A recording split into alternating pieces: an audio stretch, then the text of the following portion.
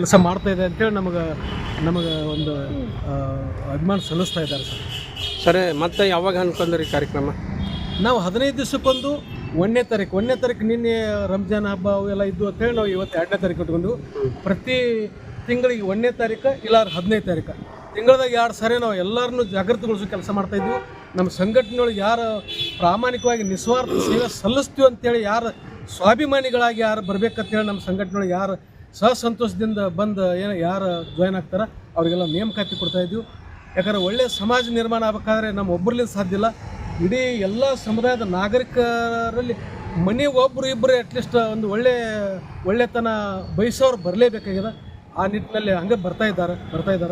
ನಾವು ಒಂದು ಗ್ರಾಮ ಘಟಕದ ಒಬ್ಬ ಒಳ್ಳೆಯ ಅಧ್ಯಕ್ಷನ ಆಯ್ಕೆ ಮಾಡ್ಕೊಂಡ್ರೆ ಅವ 15-20 ಮಂದಿ ಎಲ್ಲ ಸಮುದಾಯದವರು 15ರಿಂದ 20 ಜನ ಇರ್ತಾರೆ ಒಂದು ಗ್ರಾಮದಲ್ಲಿ. ಎಲ್ಲ ಸಮುದಾಯದೊಳಗೆ ಮಹಿಳಾ ತಾಯಂದರಿಗೆ, ಆಮೇಲೆ ಒಬ್ಬರು ಪುರುಷರು ಇಬ್ಬರೇ, ಒಬ್ಬ ಹಿರಿಯ ನಾಗರಿಕರು ಒಬ್ಬರು ತೋರಿ, ಯುವ ಜನಾಂಗ ಒಬ್ಬರು ತೋರಿ, ಕೆಲ ಯುವ ಘಟಕದ ಮಹಿಳಾ ಅಧ್ಯಕ್ಷ ಒಬ್ಬರು ಮಾಡಿರಿ, ಒಬ್ಬ ಹಿರಿಯ ನಾಗರಿಕ ಒಬ್ಬ ಅಧ್ಯಕ್ಷರು ಮಾಡಿಕೊಡ್ರಿ. ನಿಮ್ಮ ಊರು ಸುಧಾರಣೆಗೆ ನೀವೇ ತಯಾರಾಗ್ರಿ. ಅದಕ್ಕೆ ನಾವು ನಿಮಗೆ ಜಿಲ್ಲಾ ಘಟಕದ ವತಿಯಿಂದ ಸಾಕಷ್ಟು ನಿಮಗೆ ಸಪೋರ್ಟ್ ಮಾಡ್ತೀವಿ ಅಂತೇಳಿ ಆ ಒಂದು ಜಾಗೃತಿ ಮೂಡಿಸುವಂಥ ಕೆಲಸ ಮಾಡ್ತಾ ಇದ್ದೀವಿ ಸರ್ ನಮ್ಮ ಸಂಘಟನೆ. ಸರ್, ತಾಲೂಕದಲ್ಲಿ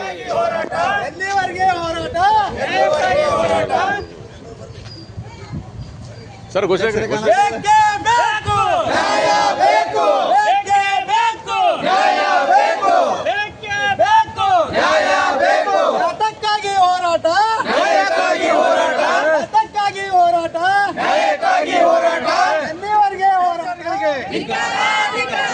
ಬ್ರಹ್ಮಾಂಡ ಭ್ರಷ್ಟಾಚಾರಿಗಳಿಗೆ ಮುಖಾಂತರ ಸನ್ಮಾನ್ಯ ರಾಜ್ಯಪಾಲರಿಗೆ, ಸನ್ಮಾನ್ಯ ಮುಖ್ಯಮಂತ್ರಿಗಳಿಗೆ, ಆಮೇಲೆ ಅವರ ಹೈಕೋರ್ಟ್ ನ್ಯಾಯಾಧೀಶರಿಗೂ ಈ ಮಾಹಿತಿ ಒದಗಿಸ್ತಾ ಇದ್ದೀವಿ.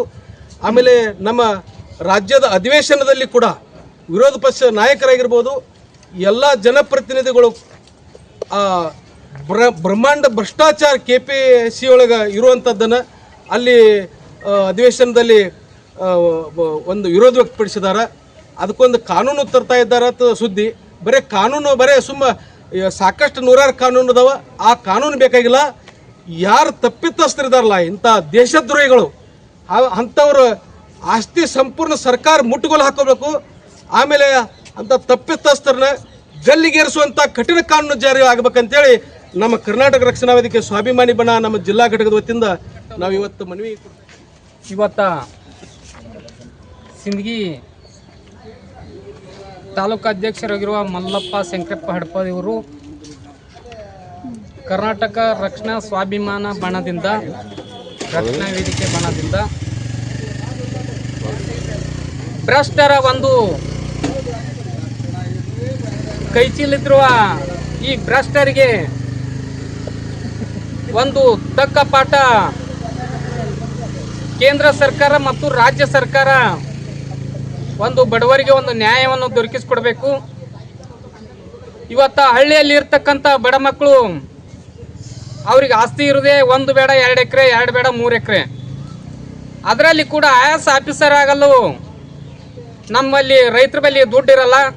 ಆದರೂ ಕೂಡ ರೈತ ಇನ್ನೊಬ್ಬರು ಹೊಲಕ್ಕೆ ಹೋಗಿ ಕೂಲಿ ನಾಲಿ ಮಾಡಿ ಮಗನ ಭವಿಷ್ಯಕ್ಕಾಗಿ, ಈ ದೇಶದ ಏಳಿಗೆಗಾಗಿ ಒಂದು ವಿದ್ಯಾವಂತರ ಮಾಡಬೇಕಂತೇಳಿ ಈ ದೇಶ ಕಟ್ಟಿದ, ಈ ನಾಡನ್ನು ಕಟ್ಟಿದ ಡಾಕ್ಟರ್ ಬಾಬಾ ಸಾಹೇಬ್ ಅಂಬೇಡ್ಕರ್ ಸಂವಿಧಾನ ಶಿಲ್ಪಿ ಅಂತೇಳಿ ಅವ್ರದ್ದು ಬರೆದಿಟ್ಟಂಥ ಹಲವಾರು ರಚನೆಗಳಲ್ಲಿ ನಮ್ಮ ಬಡ ಕುಟುಂಬಗಳು ಇಷ್ಟು ನ್ಯಾಯ ಸಿಗಲಿ, ಇಷ್ಟು ಶಿಕ್ಷಣ ಸಿಗಲಿ ಅಂತೇಳಿ ನಾವು ಆರ್ಥಿಕ ಪರಿಸ್ಥಿತಿಯಿಂದ ನಮ್ಮ ಬಡ ಮಕ್ಕಳಿಗೆ ಓದಿಸ್ತಾ ಇದ್ರು ಕೂಡ ಇವತ್ತು ಬ್ರಹ್ಮಾಂಡ ಭ್ರಷ್ಟಾಚಾರಿಯಲ್ಲಿ ನಮ್ಮ ಮಕ್ಕಳು ಬಡತನದಿಂದ ಒಂದು ವಿದ್ಯಾಭ್ಯಾಸವಿದ್ರು ಕೂಡ ಇವತ್ತು ಶ್ರೀಮಂತನ ಮಗ 98 ಮಾಡಿದ್ರು, ಇವರು 100 ಮಾಡೋಂಥ ರೈತನ ಮಗ ಇದ್ರು ಕೂಡ ಇವತ್ತು ಸರ್ಕಾರ, ರಾಜ್ಯ ಸರ್ಕಾರ ಮತ್ತು ಕೇಂದ್ರ ಸರ್ಕಾರ ಇವತ್ತು ಬಡ ಮಗನಿಗೆ ವಿಫಲವಾದಂಥ ಕೆಲಸ ಕಾರ್ಯಗಳನ್ನು ಮಾಡ್ತಾ ಇದೆ.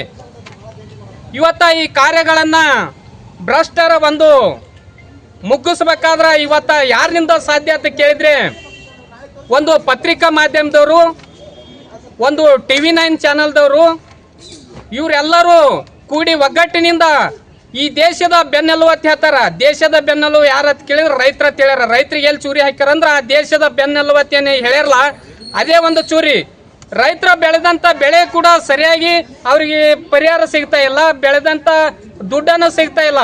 ಇವತ್ತು ರೈತ ಒಂದು ತಕ್ಷಣ ಒಂದು ಯಾವ್ದಾದ್ರು ಹೋರಾಟ ಮಾಡಿದ್ರೆ ಅದಕ್ಕೆ ಯಾವುದು ಸಾಬೀತುಪಡಿಸ್ಲಿಕ್ಕೆ ಸಾಧ್ಯ ಇಲ್ಲ.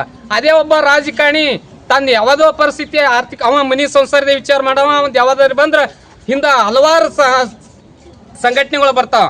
ಇವತ್ತ ಈ ದೇಶ ಕಂಡ ಈ ನಾಡ ಕಂಡಂತ ಕನಸ ಡಾಕ್ಟರ್ ಬಾಬಾ ಸಾಹೇಬ್ ಅಂಬೇಡ್ಕರ್ ಅವರು ಏನು ಹೇಳ್ಯಾರ, ಈ ನವನಾರಾಗ ಆಗ್ಬೇಕಂತ ಹೇಳ್ಯಾರ. ಈ ದೇಶ ಮಹಿಳೆ ಕೂಡ ರಾತ್ರಿ ಬಾರಕ ಒಂಟಿಯಾಗಿ ತಿರುಗಾಡ್ಬೇಕು, ಅದೇ ನಮ್ಮ ಕನಸತ್ತೆ. ಡಾಕ್ಟರ್ ಬಾಬಾ ಸಾಹೇಬ್ ಅಂಬೇಡ್ಕರ್ ಅವರು ಕೂಡ ಅವರು ಹಲವಾರು ಸಾಕಷ್ಟು ನೊಂದುಕೊಂಡು ಈ ಸಂವಿಧಾನ ಬರೆದಾರ. ಈ ಸಂವಿಧಾನ ಬರೆದ್ರು ಕೂಡ ಇವತ್ತ ದೊಡ್ಡ ದೊಡ್ಡ ಅಧಿಕಾರಿಗಳು ಎದಕ್ಕೆ ಬೆಲೆ ಅಲ್ಲಕತ್ಯಾರ ಅಂದ್ರೆ ಬರೇ ರೊಕ್ಕಕ್ಕೆ ಬೆಲೆ ಅಲ್ಲಕತ್ಯಾರ. ಇವತ್ತು ಹುಟ್ಟ್ಯದ ನಾಳೆ ಸಾಯ್ತದ ಈ ಜೀವ. ದೊಡ್ಡ ದೊಡ್ಡ ಅಧಿಕಾರಿಗಳಿಗೆ ವಿಷಯ ಇಲ್ಲೇನು ಹೆಚ್ಚಿಗಿರಲ್ಲ, ರೈತರಿಗೂ ಹೆಚ್ಚಿಗಿರಲ್ಲ. ಇವತ್ತ ರೈತ ಒಂದು ಬೆಳೆ ಬೆಳೆದಿರ್ತಾನ, ಪ್ರತಿಯೊಂದು ಬೆಳೆಗೆ ಒಂದು ಯೋಗದ ದರದಲ್ಲಿ ಈ ನಮ್ಮ ದೇಶದಲ್ಲಿ ರೈತರಿಗೆ ಸರಿಯಾಗಿ ನ್ಯಾಯ ಸಿಗಬೇಕು. ತಾವು ಅಧಿಕಾರಿಗಳು ತಕ್ಷಣ ಇದಕ್ಕೆ ಕರ್ನಾಟಕ ರಕ್ಷಣಾ ಯುತ ಸ್ವಾಭಿಮಾನದಿಂದ ಇವತ್ತ ಜಿಲ್ಲಾ ಅಧಿಕಾರಿಗೆ ಬಂದು ನಾವು ಮನವಿ ಕೊಡ್ತಾ ಇದ್ದೇವೆ. ತಾವು ಮುಂದೆ ಸಿದ್ದರಾಮಯ್ಯ ಸಾಹೇಬರಿಗೆ ಕೇಂದ್ರ ಸರ್ಕಾರಕ್ಕೆ ಕಳಿಸಿ ಇದಕ್ಕೆ ನ್ಯಾಯವನ್ನು ಕೊಡಿಸಬೇಕಂತೇಳಿ ಜಿಲ್ಲಾಧಿಕಾರಿಗಳ ಮುಖಾಂತರ ರಾಜ್ಯಪಾಲರಿಗೆ ಸನ್ಮಾನ್ಯ ಮುಖ್ಯಮಂತ್ರಿಗಳಿಗೆ ನಾವು ಮನವಿಯನ್ನು ಸಲ್ಲಿಸ್ತಾ ಇದ್ದೀವಿ. ಅಂದರೆ KPSC ಭ್ರಷ್ಟಾಚಾರದ ಕುರಿತು ನಾವು ಮನವಿ ಸಲ್ಲಿಸ್ತಾ ಇದ್ದೀವಿ. ಯಾಕಂತಂದರೆ ಸಾಕಷ್ಟು ಪ್ರತಿಭಾನ್ವಂತ ವಿದ್ಯಾರ್ಥಿಗಳು ಓದ್ಕೊಂಡು ಹಗಲು ರಾತ್ರಿ ಇಲ್ಲಿ ನಮ್ಮಲ್ಲೇ ವಿಜಯಪುರ ಜಿಲ್ಲೆಯಲ್ಲಿನ ಚಾಣಕ್ಯ ಕರಿಯರ್ ಅಕಾಡೆಮಿಗಳು ಸಾಕಷ್ಟು ಅದಾವೆ. ಹಗಲು ರಾತ್ರಿ ಅನ್ನೋದು 3-4 ವರ್ಷದಿಂದ ಓದ್ಕೊಂಡು ಕಣ್ಣಾನ್ ನಿದ್ದೆ ಕಾಯ್ತಾ ಇದ್ದಾರೆ. ಆ ಕಣ್ಣಾನ್ ನಿದ್ದೆ ಕಾದರೂ ಕೂಡ ಅಲ್ಲಿ ಭ್ರಷ್ಟಾಚಾರ ಮಾಡ್ಕೋತ ಮ್ಯಾಲಿನವ್ರು ಭ್ರಷ್ಟಾಚಾರ ಮಾಡಕತ್ತಾರಂದ್ರೆ ಇವ್ರ ಗತಿ ಏನಾಗುತ್ತೆ ಅನ್ನೋದನ್ನು ಭಾಳ ವಿಚಾರ ಮಾಡಬೇಕಾದಂಥ ಸಂಗತಿ ಇದು. KPSCಯಲ್ಲಿ ಅಲ್ಲಿ ಕೂಡ ಭ್ರಷ್ಟಾಚಾರ ಮಾಡ್ತಾರೆ ಅನ್ನೋದಂದ್ರೆ ಇದು ನಮ್ಮ ರಾಜ್ಯ ಮತ್ತು ಈ ನಮ್ಮ ದೇಶ ಯಾವ ಹಂತದಲ್ಲಿ ಹೊರಟಿದೆ. ಓದಿದವ್ರಿಗೆ ಏನು ಅವಕಾಶ ಇದೆ, ಒಂದು ಸ್ವಲ್ಪ ಮಟ್ಟಿಗಾದರೂ ನೈತಿಕತೆಯಲ್ಲಿ ಉಳಿದಿದೆ ಅನ್ನುವಂಥದ್ದು ಭಾಳ ಯಕ್ಷ ಪ್ರಶ್ನೆಯಾಗಿ ನಮ್ಗೆ ಕಾಡ್ತಾ ಇದೆ. ಸಂಘಟನೆಗಳು ನಾವು ಇದಕ್ಕೆ ನಾವು ಹೋರಾಡಲಿಲ್ಲ ಅಂದರೆ ಮುಂದಿಂದು ನಮ್ಮ ರಾಜ್ಯ ಯಾವ ಗತಿಗೆ ಹೋಗುತ್ತೆ ಅನ್ನೋದಂತೂ ಭಾಳ ನಮಗೆ ನೋವಿನ ಸಂಗತಿ. ಅದಕ್ಕೋಸ್ಕರ KPSCಯವರು ಅಲ್ಲಿ ಭ್ರಷ್ಟಾಚಾರಿಗಳು ಏನದಾರಲ್ಲ, ಯಾರ್ಯಾರು ಅದಾರಲ್ಲ ಅಲ್ಲಿ ಭ್ರಷ್ಟಾಚಾರಿಗಳು ಅವ್ರನ್ನೆಲ್ಲರೂ ಕಿತ್ತೊಗಿಬೇಕು. ರಾಜ್ಯ ಸರ್ಕಾರದ ಮುಖ್ಯಮಂತ್ರಿಗಳು ಯಾರು ಭ್ರಷ್ಟಾಚಾರ ಮಾಡ್ಯಾರ ಅನ್ನೋದನ್ನು ತನಿಖೆಗೊಳಪಡಿಸಿ ಅವ್ರನ್ನ ಕಿತ್ತೊಗೆದಾಗ ಮಾತ್ರ ಬಡ ವಿದ್ಯಾರ್ಥಿಗಳಿಗೆ, ಪ್ರತಿಭಾನ್ವಿತ ವಿದ್ಯಾರ್ಥಿಗಳಿಗೆ ಸಂಪೂರ್ಣವಾದಂಥ ನ್ಯಾಯ ಸಿಗ್ತೈತಿ. ಇಲ್ಲಿದ್ರೆ ನ್ಯಾಯ ಸಿಗಂಗಿಲ್ಲ. ಇಲ್ಲಿ ನಾವು ಓದಬಾರ್ದಪ್ಪ, ನಾವು ಭ್ರಷ್ಟಾಚಾರ ಇದನ್ನು ಮಾಡಬೇಕು ಅಂತ. ಕ್ವಶನ್ ಪೇಪರ್ ನೋಡಿರಿ, ಕ್ವಶನ್ ಪೇಪರ್ ಫಸ್ಟಿಗೆ ಒಂದು ಎಕ್ಸಾಮ್ ಇಟ್ಟಿದ್ರು. ಆವಾಗ ಅದರೊಳಗೆ 60ರಿಂದ 70 ತಪ್ಪುಗಳು ಬಂದು.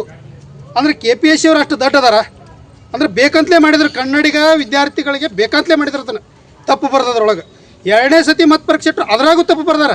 ಅಂದರೆ ದಡ್ಡಿಲ್ಲ ಅವರು, ಬೇಕು ಅಂತಲೇ ಅದನ್ನು ಟ್ರಾನ್ಸ್ಲೇಷನ್ ಮಾಡೋತ್ನಾಗ ಇವ್ರಿಗೆ ವಿದ್ಯಾರ್ಥಿಗಳಿಗೆ ಗೊಂದಲ ಉಂಟಾಗಿ ಉತ್ತರಗಳು ತಪ್ಪಾಗಬೇಕು ಅನ್ನುವಂಥದ್ದು ಭ್ರಷ್ಟಾಚಾರ ಮಾಡಿದರು. ಇದನ್ನು ಮಾಡುವಂಥದ್ದು ಯಾಕೆ ಜನರಿಗೆ ಈ ರೀತಿ ಗೊಂದಲ ಸೃಷ್ಟಿ ಮಾಡ್ತಾ ಇದ್ದಾರೆ? ಇವ್ರಿಗೇನು ರಾಜ್ಯ ಸರ್ಕಾರದಿಂದ ಏನಾದರೂ ಅವ್ರಿಗೆ ಏನು ಬೆಂಬಲ ಇದೇನು ಅಂತೇಳಿ ನಮ್ಮ ಕರ್ನಾಟಕ ರಕ್ಷಣಾ ವೇದಿಕೆ ಸ್ವಾಭಿಮಾನಿಗೆ ಬಂದು ಅನಿಸ್ತಾ ಇದೆ.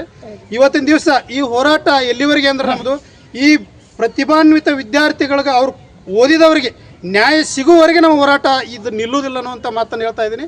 ನನ್ನ ಹೆಸರು ಲಕ್ಷ್ಮಣ್ ಕಂಬಾಗಿ ಅಂತೇಳಿ.